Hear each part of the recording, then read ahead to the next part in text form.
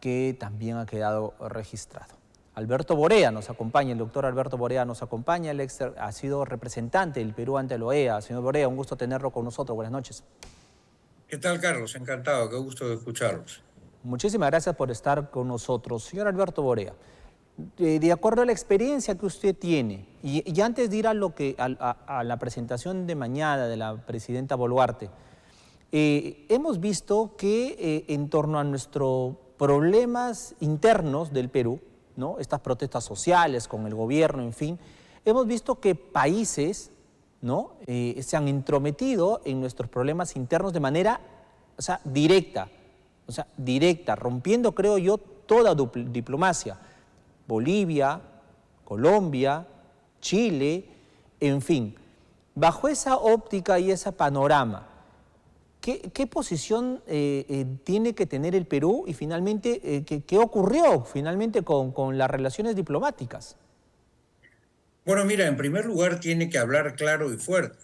O sea, el Perú no puede estar en una posición de ir retrocediendo cuando en realidad lo que ha sucedido no tiene ningún parentesco con esa narrativa que han ido a contar los representantes comunistas. Ayer vi a ese Pasión Dávila que le da un puñete por detrás a un congresista y después sale corriendo, Sí. y después a una representante que anda por Europa diciendo, entre otras cosas, que el golpe lo dio el Congreso y no lo dio Pedro Castillo, y que Pedro Castillo está ahí preso por razones políticas y no por los delitos que cometió. Tampoco dicen que efectivamente había, como hoy día lo ha señalado la presidente Boluarte, había ya en curso una serie de investigaciones por las cuales el Congreso lo estaba investigando, cosa que cualquier Congreso, y ahí hay que encarar, creo, mañana a todos los países que van a estar presentes, encararlos con firmeza, con claridad y preguntarles, ustedes, si es que tuviesen un presidente que tiene N carpetas fiscales abiertas por los delitos que ya se le ha Está digamos, abierto investigando, sí. investigación a Pedro Castillo, ¿no habrían actuado de manera similar o habrían ustedes permitido que un cuatrero siguiese al frente del poder? Es evidente que ninguno de los países que se respete va a decir eso. Ahora, hay países que son absolutamente cínicos, que pueden decir lo que quieran, porque además han hecho del cinismo su divisa. Es el caso típico de Venezuela, ¿no es verdad? Que tampoco tiene ningún tipo de derecho digamos, no tiene, digamos, cómo plantear desde un punto de vista de lo que se llama la teoría de los actos propios, la posibilidad de increpar a demás naciones cuando ellos se han comportado de manera verdaderamente incivilizada durante más de 20 años con todas las personas que han discrepado tanto de Chávez primero como de Maduro después. No se Correcto. olviden que a Leopoldo López y que a una cantidad, a Walter Ledesma, perdón, a Antonio Ledesma, al alcalde de Caracas, y a cuanta persona ha protestado verdaderamente por las cosas que han pasado en Venezuela, sencillamente lo han metido a la cárcel. Correcto, Entonces, sí. la presidenta tiene que ser muy firme en establecer ese tema. Tiene que preguntarle, por ejemplo, usted es ciudadano chileno que ejerce la presidencia en ese país, si le toman los aeropuertos gente que está en contra del gobierno por razones políticas, ¿usted no va a ordenar que se libere ese aeropuerto o va a permitir que se quede ahí esa gente bloqueando toda la vida, digamos, común y cívica que tienen que hacer los ciudadanos de la nación? Yo creo que el Perú no tiene ninguna razón para sentirse acomplejado con relación a las cosas que está llevando a cabo y realizando, sino tiene que establecer claramente que aquí lo que ha habido y sigue habiendo es una protesta que no es una, mejor dicho, es una algarada que no tiene nada que ver con una protesta social, porque yo no he visto nunca en el mundo una protesta social donde efectivamente, en vez de decir construyan un aeropuerto, van y destruyen el aeropuerto. En vez de decir construyan una carretera, van y dicen destruyan una carretera. construyan un hospital, van y queman ambulancias. Eso no tiene nada que ver con una protesta. Y aquí se les hace el favor, fundamentalmente de los sectores que más bien están acomplejados por la forma como encararon la elección en el año 2021, de hablar tibiamente de, sí tienen un razón un poquito acá y un poquito allá. No, señor. Cuando la democracia decide, no decide un grupo pequeño de personas que se moviliza, sino precisamente, como decía Norberto Bobbio, la importancia de la democracia está en que se pueden hacer todo tipo de cambios, pero con paz y sin derramamiento de sangre. Y quienes han buscado romper la paz y encontrar la sangre han sido precisamente quienes están, dice, buscando esos cambios, cosa que los delata como gente que no es democrática. Y queda claro, pues, de que esa sangre es el caldo de cultivo para continuar con todo este caos y esta anarquía. Sin embargo, señor Alberto Borea, dentro de esta correlación ideológica que existe allí en los países, ¿no? Hay muchos países que son de izquierda. ¿Cómo podría actuar la OEA después de escuchar a la presidenta Boluarte? Mira, hay países que efectivamente son gobernados por personas comunistas o cercanas al comunismo o en distintos grados de lo que se denomina izquierdismo. Pero hay también otros países que no están en esa línea y que en consecuencia, necesitando, por ejemplo, la OEA consensos para poder actuar, una posición firme del Perú animará a aquellos países que entienden la custodia del orden social, del orden político, del evitar la anarquía como un valor fundamental para la vida de las sociedades, los animará a respaldar posiciones que no se deben de repetir en nuestros pueblos, porque lo que no se puede aceptar es que las dictaduras impongan condiciones a la civilidad o a la comunidad. Aquí no hay ninguna dictadura.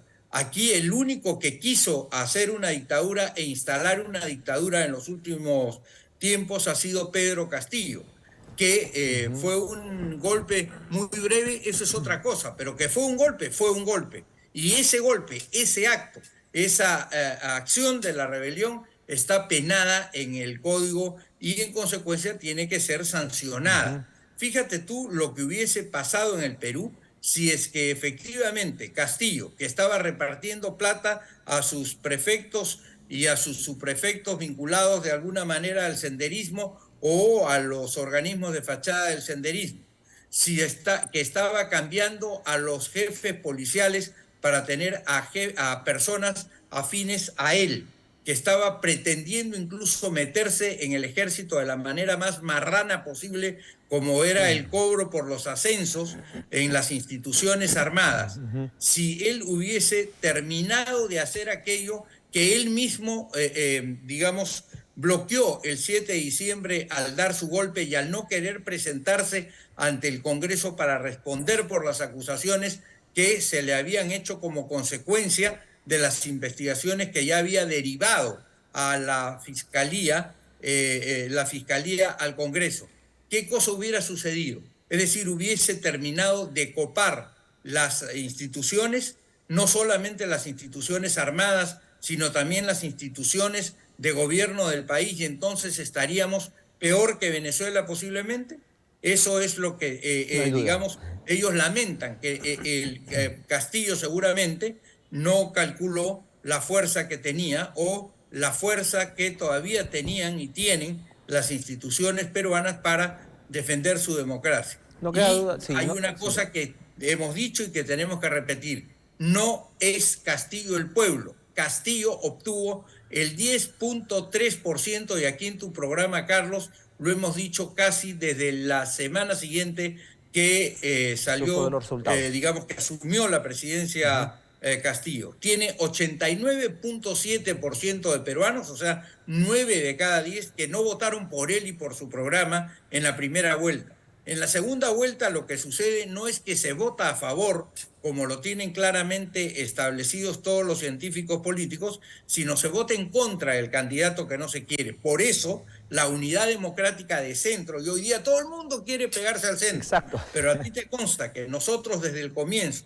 hemos dicho que al Perú le faltaba y le falta un partido de centro, y nosotros estamos decididos a ocupar ese lugar, y dijimos específica y concretamente que se necesitaba precisamente llamar a las cosas por su nombre, y no se puede uno confundir, como pretendió confundir Castillo, el pueblo con el 10% que votó por él, porque así no se gobierna una nación. Si yo gano un pedacito así, no puedo pretender que gano así, y por eso la UDC, te decía, ha planteado que en una modificación constitucional, que en las segundas vueltas no participen solamente los 2 primeros, sino los 3 primeros, porque eso hace que los candidatos que pasan a la segunda vuelta se plieguen hacia el centro, y no como sucede cuando hay 2 candidatos que antagonizan, solamente que traten de separarse lo más que pueden el uno del otro. Efectivamente, y esto nos trae todas estas consecuencias, tanto así,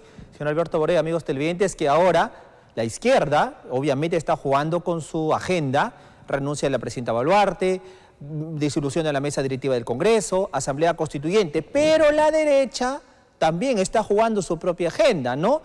Si va o no el adelanto de elecciones, que quieren reformar los organismos electorales, que quieren imponer también reformas ahí que les convenga o no. Así que tanto izquierda como derecha, los 2 polos, ¿no?, también juegan su partido aparte. Y también eso lo hemos señalado desde el comienzo. Como a ti te consta, nosotros nunca nos sumamos al tema de la nulidad de las elecciones, pero sí dijimos que había que mantener una actitud firme, serena, vigilante, de vigilante expectativa frente a lo que se hacía desde el poder, sobre todo por las primeras clarinadas de alerta que ya Cerrón con Castillo nos daban desde los primeros momentos del nombramiento de Iber Maraví o de Héctor Béjar o de toda esa gente que había estado y sigue peleada, por cierto, con el sistema democrático. En consecuencia, la derecha puede jugar el papel que quiera, pero igual que la izquierda, pero los ciudadanos peruanos que debemos estar en el centro, y por eso la unidad democrática del centro es la obsesión que nosotros tenemos de dejarle al Perú un partido efectivamente pensante, firme, con mucho más valentía de la que se necesita para estar en izquierda o en la derecha, porque cuando uno está en el centro tiene que efectivamente contener los arrestos y la demagogia de quienes vienen de un lado y del otro.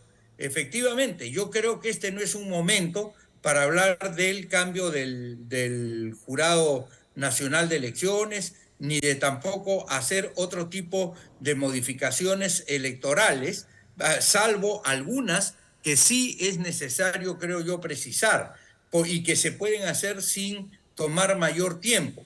Por ejemplo, hay que ver hasta cuándo se van a poder inscribir los partidos, no solamente los que en este momento están inscritos, sino aquellos otros grupos que tienen alternativa, pero que debido a toda esta situación, entre ellas la pandemia, no pudieron alcanzar la inscripción oportunamente, y luego vino esta reforma realmente tan mal hecha de Tuesta que llevó prácticamente a la desaparición de los partidos. No te olvides, por ejemplo, que para ser candidato a un puesto de elección popular, según la propuesta de Tuesta, tienes que estar inscrito un año antes en el partido por el cual quieres postular, cuando no hay partidos. Cuando hoy día el de Podemos se cambia a Alianza para el Progreso, el de Alianza para el Progreso se cambia al de Avanza País, el de Avanza País se cambia por cualquiera, por Somos Perú, por lo que sea. Es que tenemos que restablecer por lo menos una base muy ancha para poder permitir la participación política de nuevos sectores, y especialmente de los sectores de centro, que hoy día veo gente vinculada a la izquierda durante años, como el caso de Nieto y otros casos más, que hablan del centro. Es decir, nunca hablaron del centro. Y hoy día sí hablan del centro. Me alegro mucho que hablen del centro. Me alegro mucho que tomen en cuenta que es desde el centro donde se tiene que gobernar un país, porque desde el centro es que se tiene que permitir el desarrollo de la persona humana, la posibilidad de su inventiva, la generación de avance para el país que ello trae, pero a la vez la exigencia de una solidaridad social para que con el resultado de trabajar precisamente en una comunidad ordenada como es un país, no solamente se beneficie quien ha tenido, gracias a Dios o a su propio esfuerzo, ese talento, sino también todas aquellas otras personas que no estuvieron, digamos, favorecidas de esa manera, ya sea porque no tuvieron ese intelecto o porque no tuvieron esa capacidad o porque no tuvieron esa escuela o porque tuvieron profesores como Pedro Castillo, ¿no? Señor Alberto Borea, pregunta final. ¿Cuál debe ser el camino de solución? ¿Cuál debe ser ese derrotero que tengamos que seguir los peruanos? No bueno, podemos soportar más violencia. Hay un tema central en este momento, y es pedirle a quienes están en este momento, digamos, haciendo las algaradas, y no solamente las algaradas, sino los actos violentos especialmente, decirles muy bien, acrediten un representante, vamos, ustedes dicen que quieren dialogar, bueno, digan cuáles son sus puntos de vista, porque los temas políticos no se resuelven a pedradas ni incendiando fundos agroindustriales, ni tampoco quemando minas. Los puntos políticos se resuelven en los estamentos políticos, pero ellos pretenden que, no teniendo mayoría en el Congreso, imponerle al país su mayoría, su minoría, mejor dicho, su inmensa minoría, a través de actos de violencia que naturalmente la civilidad rechaza, pero no solamente rechaza, teme también. Teme porque los ciudadanos de un país civilizado no tienen por qué estar acostumbrados a resolver sus disputas a lanzazos, a pedradas, con ondas o con avellanas o con lo que sea. No, los ciudadanos de un país civilizado están, sobre todo en una democracia, necesitando que estas expresiones sean. Hoy día te dicen diálogo, sí, ¿con quién vas a dialogar? El primer paso para resolver este problema hay que exigírselo a esos grupos que están cometiendo delitos, que si son tan valientes salgan y digan la cara, yo quemé las instalaciones del Plaza Vea o de no sé qué mercado en Puno, o yo quemé las instalaciones de la SUNAT en la frontera con Bolivia, o yo bloqueé las carreteras en Chao y en Virú. A ver, ¿quién es el valiente que va a decir eso? ¿Quién es el que se hace cargo de esa situación? Porque si no se hace cargo de esa situación es porque está entendiendo que no está bien lo que está haciendo. En consecuencia, yo creo que el Estado tiene que actuar con firmeza, tiene que actuar con la fuerza necesaria, no excesiva, pero necesaria y superior. Fíjate lo que te digo, superior a aquella que presentan quienes lo atacan. Porque si tú ves cualquier, hasta película de cualquier país que ha desarrollado, cuando se presenta una toma de carretera o cuando se presenta un ataque de esta naturaleza, más o menos debe durar 5 minutos el hecho del acto que están realizando, porque inmediatamente la inmensa fuerza superior que precisamente la democracia le concede al Estado es para evitar estas situaciones de temor en que somete a la ciudadanía. Y yo por eso invito a las personas a que eventualmente participen en la política más activamente desde la política de centro. Yo quiero invitarlos a que entren a nuestro Facebook, busquen Unidad Democrática de Centro en nuestro Facebook, y ustedes van a ver la continuidad de mensajes y la línea de los mensajes que hemos hecho desde el comienzo y desde antes de la elección. Siempre en la misma línea, siempre señalando separarnos de la izquierda y de la derecha, manteniéndonos en la línea más clara para el desarrollo del país. Y yo le haría una sugerencia aquí a través de tus medios, Carlos, al gobierno peruano. Tienen que utilizar más la comunicación radial, porque eventualmente hay que explicarle a la sociedad a cada rato y en todo momento, por ejemplo, qué cosa pierde cada comerciante o cada trabajador, ya que estamos en el Departamento de la Libertad, de Chao o de Virú, cuando no puede ir a laborar, cuando no tiene jornal, cuando tiene que comprarle dentro de un mes los útiles escolares a sus hijos, cuando no tiene cómo llevar a sus parientes enfermos a un hospital y efectivamente han muerto en esa zona gente porque no los han dejado pasar, y eso machacarlo permanentemente, de tal manera que a la sociedad no le quepa duda del daño que le están haciendo a aquellas personas que no entienden que la democracia es precisamente conversación y que no se puede desde una posición minoritaria y política, no se puede discutir en eso en la calle y a pedradas, sino en el Parlamento. Ese Parlamento en el cual perdieron, ese Parlamento que si alguien lo ha envilecido, son los Pasiones Dávilas, son las Chabuquitas, son las Sigrids, son estas gentes que efectivamente hablan de una manera y viven muy de otra. Y naturalmente esa no es la forma como debe comportarse un político, donde tiene que haber congruencia entre el dicho y el hecho. Muchísimas gracias, doctor Alberto Borea, por estar esta noche con nosotros. Veremos cuál va a ser la posición mañana de la presidenta Dina Boluarte ante esta asamblea de la OEA, y esperemos ya que, como bien dice usted, que todo esto pase, que tengamos una opción de centro, que es este punto de equilibrio que el Perú necesita, creo, hoy más que nunca. Doctor, muy buenas noches. Buenas noches. Gracias, Carlos, y gracias a todos los trujillanos. Perfecto. Doctor Alberto Borea estuvo conversando con nosotros. Nos vamos de inmediato a nuestra central de informaciones en Lima y se encuentra